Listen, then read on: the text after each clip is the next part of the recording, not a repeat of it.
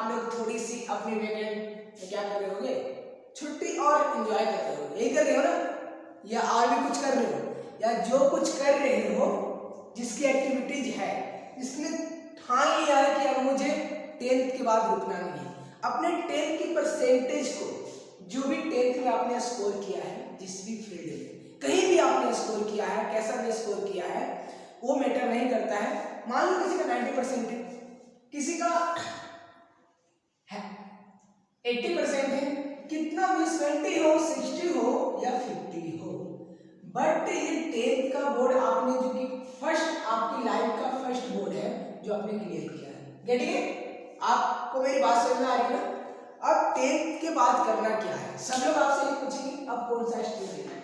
तो कई सारे बच्चे पहले से मन बना रखे होंगे कि मुझे तो साइंस लेना है, मुझे साइंस में मैथ लेना है, बायो लेना है, कई का आर्ट्स की तरफ जाने का मन बन गया होगा, कई का कॉमर्स की तरफ जाने का मन बन गया होगा। ये तीनों फील्ड आपने कहाँ से चूज किया? तो क्लास 10 में आपने पढ़ के चूज किया होगा। जब क्लास 10 में आप पढ़ रहे थे तो आपने साइंस पढ़ा, एसएसटी पढ़ा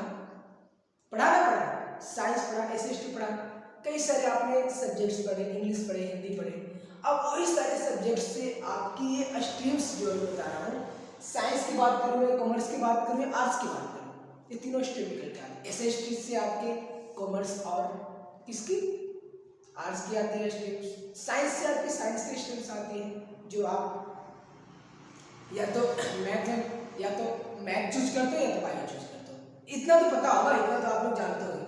बट यहाँ से आपने जिसमें भी एडमिशन लेना है, चाहे आप आईएससी करो, इंटरमीडिएट ऑफ साइंस करो, आर्ट्स करो, किसी फील्ड में जाने वाले हो, तो आपको मैं गाइडेंस करने वाला हूँ, आपको बताने वाला हूँ किस फील्ड में आपकी परसेंटेज के रिगार्डिंग आपने जो भी परसेंटेज लाई है और किस सब्जेक्ट में आपके अच्छे मार्क्स हैं, किस सब्जेक्ट आपकी अच्छी पकड़ है। देखो हर बच्चे गलती करते हैं, उनकी बायो में अच्छी पकड़ नहीं होती फिर भी वो बायो ले लेते हैं, उनकी मैथ में अच्छी पकड़ नहीं होती फिर भी वो मैथ लेते हैं, आर्ट्स में अच्छी पकड़ नहीं होती फिर भी वो आर्ट्स लेते हैं।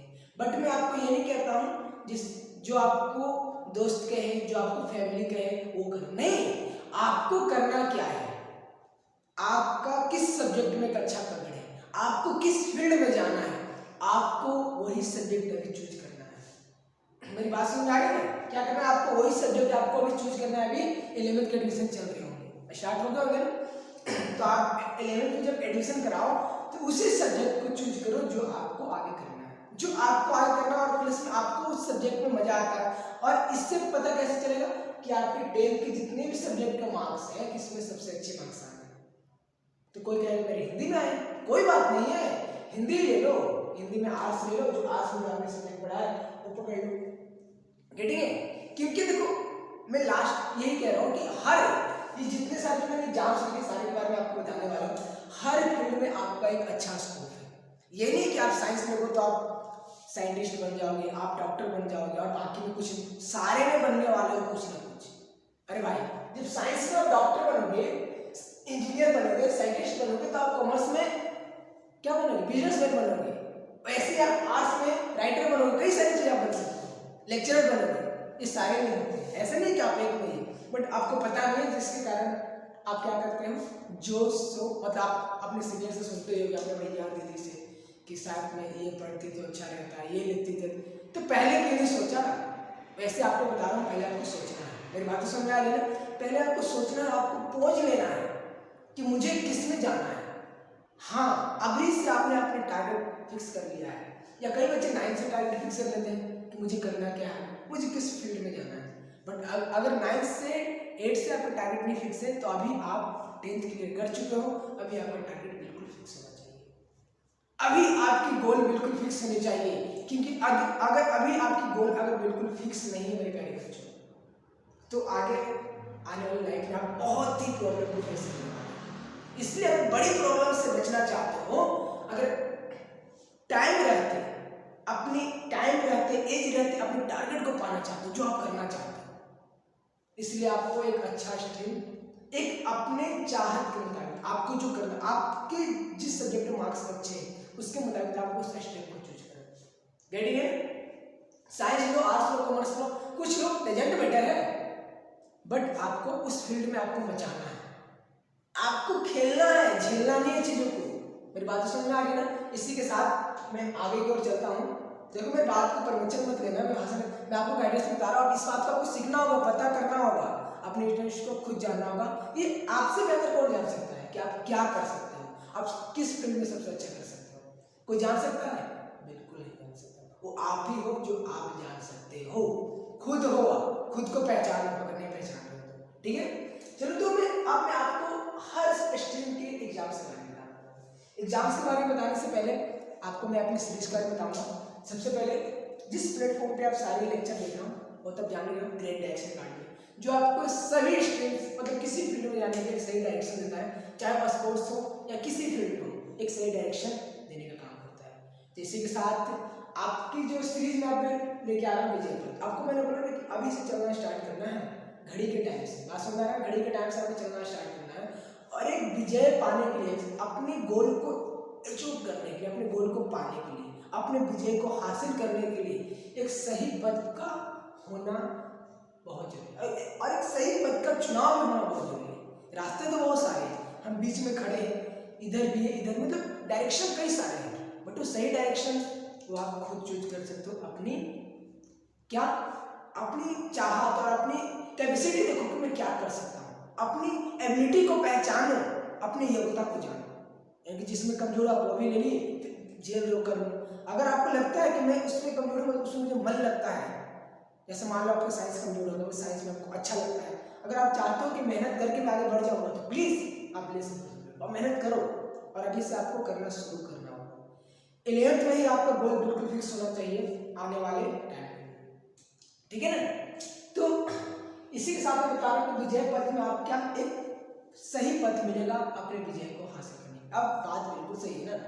अगर विजय पाना चाहते हो तो आपको विजय पथ पर चलना होगा, एक सही डायरेक्शन पे चलना होगा, एक सही पथ पे चलना होगा, तभी आप अपने गोल को पा सकते हो। तभी आप उस जो आप चूज किए हो, जो आप चाह रहे हो, जो आप ड्रीम रखे हो, उस ड्रीम को क्या कर सकते हो बच्चों? पूरा कर सकते हो।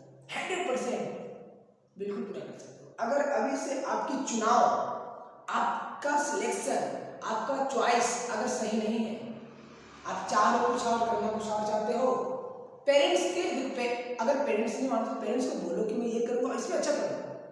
कई सारे पेरेंट्स भी होते हैं, पेरेंट्स को भी इस बात को बोल रहा हूँ कि आपने बच्चे को कोई प्रेशराइज नहीं करना है। आप उसकी, देखिए कई सारे बच्चे बदमाश, आप लोग बदमाश होते हो कि करते कुछ नहीं, बस इसमें क्या करो, अपने आप को एग्रेस करना है।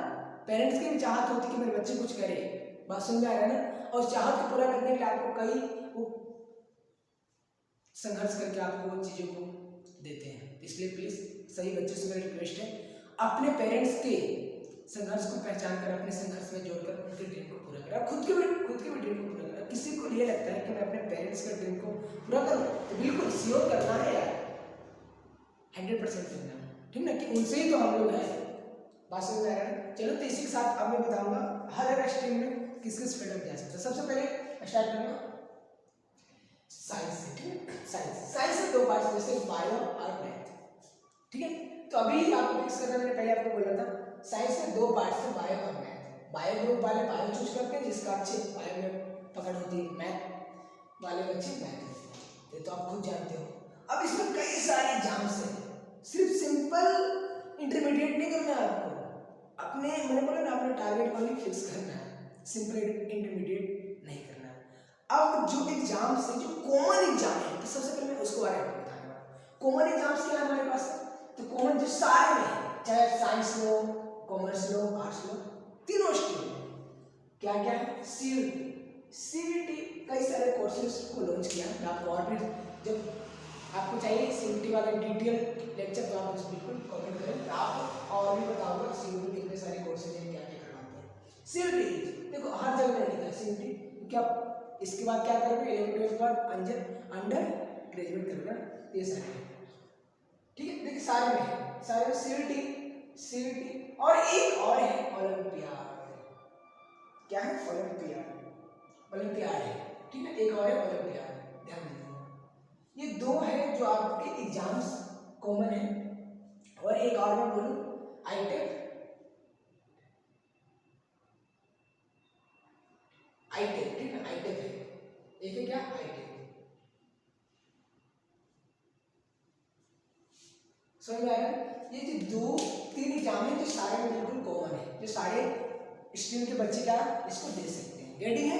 तो जैसे मैंने बताया कि कॉमन 3 एग्जाम है, आप लोग 3 एग्जाम को प्रॉपर दे सकते हो, तो तीनों में, चाहे आप साइंस में हो, साइंस में, बायो में, कोई भी हो, या आप कॉमर्स में हो या आर्ट्स में हो, ठीक है। कौन कौन? CUET, CUET, ठीक है, कॉमन यूनिवर्सिटी एग्जामिनेशन टेस्ट, ठीक है। ये एग्जाम होता है मतलब जो आप सेंट्रल यूनिवर्सिटी में किसी भी सब्जेक्ट से जो भी आपको आगे की जिसमें भी ग्रेजुएशन करने, जिसमें भी आप यूजी कोर्स करने वाले हो, तो आपको CUET का पेपर होता है। आपको डिटेल CUET में चाहिए अगर लेक्चर, तो बिल्कुल कमेंट बॉक्स में बताइएगा। जो भी मैंने एग्जाम लिखा है, एक एक एग्जाम के बारे में मैंने आपको डिटेल लेक्चर देना है, आप जरूर कमेंट बॉक्स कीजिए, ठीक है। और सारे बारे बताऊंगा कि क्या क्या है, कैसे प्रोसेस, कैसे उसकी प्रिपरेशन करनी है, उसी को तो मैं आया हूँ। रेडिंग है ना मेरी बात समझ आ रही है? तो आगे देखो, इसके बाद फिर क्या है, आपको मैंने बताया CUET के बाद फिर ओलंपियाड। ओलंपियाड देखो, ओलंपियाड एक ऐसा एग्जाम है जो क्लास 1 से चलता है, क्लास 1 से क्लास 12 तक के बच्चे दे सकते हैं। जैसे आप लोग नहीं दिए होंगे, पता ही नहीं है, नहीं दिया ना, कई सारे बच्चे दे रखे, बहुत अच्छा दे रखे हो तो गुड, और जिसने नहीं दिया है प्लीज वो क्लास 11-12 में जरूर ट्राई कर सकता है। सिलेबस ही होता है, मैं आपको इसके बारे में बता दूंगा सारे के बारे में, बट ये भी एक बहुत अच्छा, आपको मेडल सर्टिफिकेट मिलते हैं, ब्राउन, गोल्ड, सिल्वर, ये सारे। और देन एक मैंने बोला आईटेक। आईटेक क्या है, ये मैं सारी की जो बात कर रहा हूँ ना, ये क्लास 12 के बाद की एग्जाम की बात कर रहा हूँ, क्योंकि अभी आप 11th में आ गए तो अभी से प्रिपरेशन करोगे तब तो दे पाओगे ना एग्जाम। बात तो समझ में आ रही है? पक्का समझ में आ रही है पूरी? इसलिए आईटेक क्या है, इंटीग्रेटेड टीचिंग एजुकेशन प्रोग्राम है। जो आप टीचिंग फील्ड में जाना चाहते हो, बीएड करना चाहते हो, आप बीएड समझ में आ रहा है ना, जो आप टीचिंग फील्ड में जाना चाहते हो, तो ये एग्जाम आप चाहे साइंस में हो, आर्ट्स में हो या कॉमर्स में, किसी भी स्ट्रीम में हो, आप दे सकते हो अपने सब्जेक्ट के रिगार्डिंग। तो आपको यही सारे सब्जेक्ट्स का प्रिपरेशन करना रहता है जो आपने ले रखा है। रेडी है मेरी बात समझ में आ रही है? 3 एग्जाम कॉमन है मेरे दोस्त। फिर आती है बात नीट, बायो वाले बच्चे नीट देते हैं, वही मैथ्स बच्चे जेईई और आईआईटी देते हैं। चले आईआईटी, चले एम्स और आईआईटी, ठीक है, ये सारे एग्जाम्स हैं। सेकंड फिर और भी बायो वाले कई सारे और भी एग्जाम्स हैं, जैसे आईजेल एप्टीट्यूड टेस्ट, फिर नाइजर है, नाइजर जानते हो इसके बारे में ना, ये सारे। अब इसमें बेनिफिट ये है कि अगर आप नीट लेवल का एग्जाम्स को पढ़ लिए, नीट लेवल की प्रिपरेशन कर लेते, दोनों एग्जाम आप आराम से क्लियर कर सकते हो। और मैं बताऊँ फिर मैं शॉर्ट थोड़ी बातें बताते चल रहा हूँ। फिर आपको क्या है कि आपको आईआईटी में सिर्फ मैथ पढ़ना पड़ता है, नीट में मैथ नहीं पढ़ना पड़ता है। तो ये है मैथ वाले बच्चे भी इसको अटेंड कर सकते हैं। कोई किस एग्जाम की बात कर रहा हूँ मैं, आईजेल एप्टीट्यूड और नाइजर एप्टीट्यूड। रीडिंग है? अब बात आती है ये एम्स बीएससी नर्सिंग, जो काफी मतलब, अब ये मेडिकल फील्ड की, जो मेडिकल फील्ड की मतलब मैं बात कर रहा हूँ, सबसे नीचे नहीं बल्कि अच्छा लेवल के एग्जाम है एम्स बीएससी नर्सिंग, ठीक है, ये सारी चीजें। अब बात मैथ में वही मैंने बताया, आईटी जेईई और बाकी सीयूईटी, ओलंपियाड, ये सारे। और इसकी अदर एग्जाम भी आप चाहे बायो में हो, एनडीए दे सकते हो, NATA, नाटा जो भी है, और ये सारे एग्जाम दे सकते हो। बिट सेट दे सकते हो आप लोग, ये दोनों वाले मैथ और बायो, ये भी एग्जाम्स है, ठीक है। अब इसके एग्जाम्स क्या क्या होते हैं बताऊंगा मैं, टेंशन क्यों लेते हो, मैं हूं ना। सारे एग्जाम देखिए, कई सारे आपको सामने क्या है रास्ते खुले हुए। अगर आप साइंस को लेते हो तो साइंस में, बायो में, किसी को लेते हो, एक रास्ता नहीं है, कई सारे रास्ते हैं। अगर बात करूं कॉमर्स, देखो इसमें भी 3 एग्जाम मैंने बता दिया, 3 एग्जाम कॉमन है। बातें समझ आ रही है? बस इसी के लिए प्रिपरेशन अभी से करना स्टार्ट करना है, इसीलिए मैं आया हूँ आपके लिए विजय पथ लेकर। बस आप लोग चलने के लिए तैयार होना तैयार, पक्का 100% चले। तो अगला क्या है, सीएस या सीएमए, ये सारे कॉमर्स वाले बच्चे प्रिपरेशन करते हैं, ठीक है, जो भी लेते हैं, अकाउंट्स पढ़ते हैं, बिजनेस पढ़ते हैं, मैथ पढ़ते हैं, इको पढ़ते हैं, ठीक है, जो ये सारे कॉमर्स वाले बच्चे जानते हैं और भी पता चलेगा, टेंशन नहीं लेने का, ठीक है। आपके भाई आपके साथ है। फिर क्या है आर्ट्स वाले में, देखो मैंने बोला कि आपने सुना होगा ना मार्केट में हुआ है क्या कि आर्ट्स वाले बच्चे कुछ नहीं करते, आर्ट्स का कोई स्ट्रीम, अरे सारे का स्ट्रीम है, देखिए सारा ये बोर्ड भर रखा है एग्जाम से। फिर क्या है NIFT, फिर NID, मतलब ये सारे LLB, ये सारे अदर्स एग्जाम भी है, NDA भी इसमें दे सकते हो, इंक्लूड कर दो। बात समझ में आ रही है? पक्का एक एग्जाम में कई सारे एग्जाम है जो आपको अपने गोल तक पहुंचा सकते हैं। और इसके साथ अगर आपका फील्ड पहले से किसी स्पोर्ट्स में है, अगर आप सिंगिंग करते कुछ भी करते हो ना, तो प्लीज एग्जाम को दो, इसके द्वारा सिंगिंग का, डांसिंग का। तो जितने भी एग्जाम मैंने बारे में बताया, जो भी मैंने आपको बताया कि अपने ड्रीम को कैसे हासिल करना है, अभी बिल्कुल एकदम अपने पद से विचलित नहीं होना है, बिल्कुल नहीं होना है, अपने गोल को एकदम फिक्स करना है अभी टाइम पे, ठीक है। अगर अभी नहीं किए तो कभी नहीं किए, तो प्लीज अपने गोल को करें फिक्स, एक ग्रेट डायरेक्शन के साथ और ग्रेट